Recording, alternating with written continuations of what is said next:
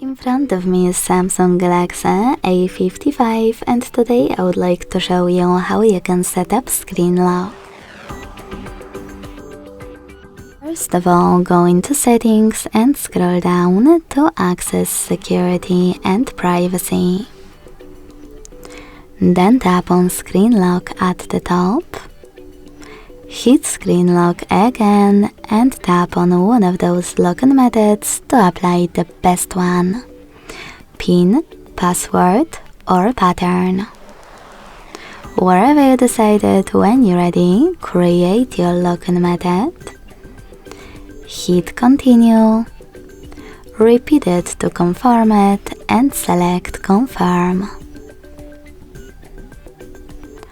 Now to manage lock screen notifications, use all of those options.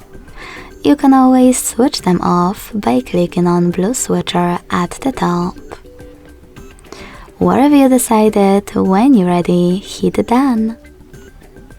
So when I switch off my screen and turn it back on, icons that pattern is required. Thanks so much for watching. If you enjoyed this video, don't forget to leave a like, comment and subscribe. Bye!